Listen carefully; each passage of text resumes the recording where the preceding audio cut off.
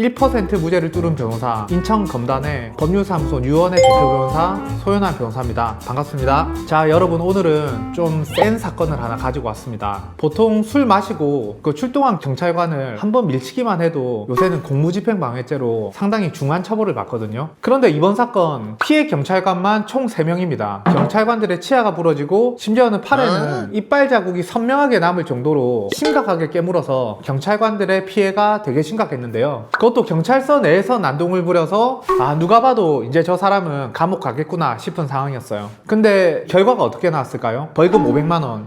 자, 기적 같죠? 근데 이 기적 그냥 만들어진 건 아닙니다.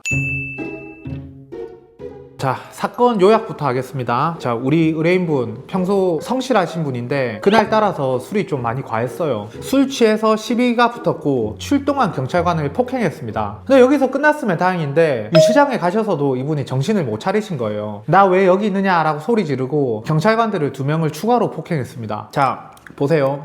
피해자가 3명입니다. 그것도 공무수행 중인 경찰관들이에요. 검찰은 상해죄와 공무집행방해죄로 묶어서 기소했습니다. 피해자가 입은 부상이 상당했기 때문에 사실은 실현 가능성도 상당히 높았던 그런 위험한 사건이었어요.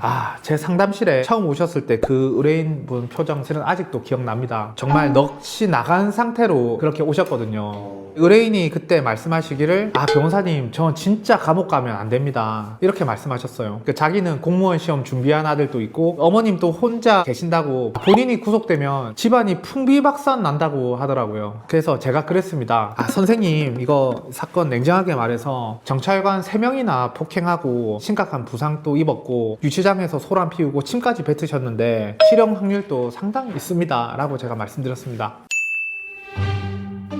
변호사는 죄를 세탁해주는 사람은 아닙니다. 피고인이 지은 죄는 사라지지 않아요. 하지만 그 죄에 비해서 과한 벌을 받지 않게는 도와드려야 되지 않겠습니까? 지금부터 제가 시키는 대로만 하시라, 최대한 선처를 받아보자 라고 했습니다. 저는 이 사건 단순히 잘못했습니다 라고 비는 것만으로는 부족하다고 생각했어요. 전략적으로 접근했습니다. 첫 번째, 공권력에 대한 도전이 아니라 주치 상태에서의 우발적 몸부림으로 프레임을 전환시켰습니다. 계획적으로 경찰관을 폭행한 것이 아니라 술 때문에 이성이 마비된 상태, 즉 몸부림이었다는 것을 증명하는 자료를 쏟아부었습니다.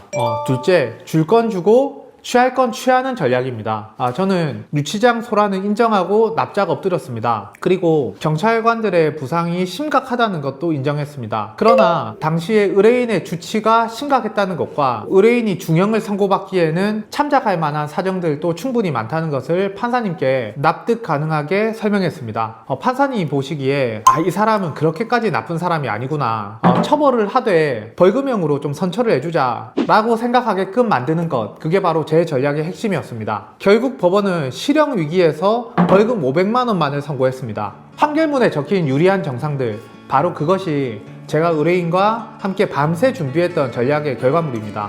여러분, 공무집행방해는 감정싸움으로 가면 무조건 집니다. 술 마셨다고 기억 안 난다고 봐달라는 건 사실은 옛날 얘기예요. 대신 어떻게 법과 제도를 활용해서 내 인생을 방어하느냐라고 하는 것은 변호사의 실력에 달렸습니다. 결과로 증명하겠습니다. 1% 무죄를 뚫은 변호사, 인천검단 법률사무소 유원의 대표 변호사 소연한 변호사였습니다. 감사합니다.